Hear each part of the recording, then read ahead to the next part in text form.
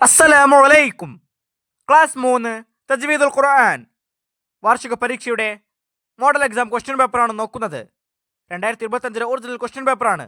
ഈ ക്വസ്റ്റ്യൻ പേപ്പറിൽ ഒന്നാമത്തെ പ്രവർത്തനം കോളത്തിൽ ടിക്ക് മാർക്ക് അടയാളപ്പെടുത്തുക.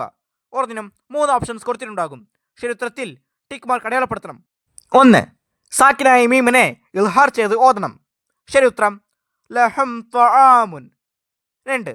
തൻവീനിനെ ഇഖ്ഫാ ചെയ്ത് ഓതണം. ശരിയുത്തരം ജന്നാത്തുൻ തജ്രി. 3. സാക്കിനായ നൂനിന് ശേഷം ബാ വന്നാൽ നൂനിനെ ശരിയുത്തരം ഇഖ്ലാബ് ചെയ്യണം. 4. തൻവീനിന് ശേഷം ഈ അക്ഷരങ്ങൾ വന്നാൽ തൻവീനിനെ വെളിവാക്കണം.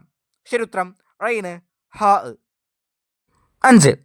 ചേർത്തി ഓതലാണ് നല്ലതെന്ന് സൂചിപ്പിക്കുന്നു. ശരിയുത്തരം സില. 6. സാക്കിനായ നൂനിന് ശേഷം വാവ് വന്നെങ്കിലും ഇത് ബിഗുന്ന ചെയ്യരുത്. ശരിയുത്തരം ഖിൻവാനുൻ. 7.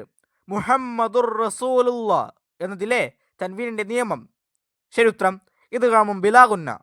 8. ഇഖ്ലാബിനെ സൂചിപ്പിക്കാൻ മുസാഫിൽ കാണുന്ന ചിഹ്നം. ശരിയുത്തരം മീം. 9. മറച്ച് മണിക്കൽ എന്നാണ് അർത്ഥം. ശരിയുത്തരം ഇഖ്ഫാ. 10. നൂനിനെ മീമാക്കി ഉന്നത്ത് ചെയ്ത് ഓതണം.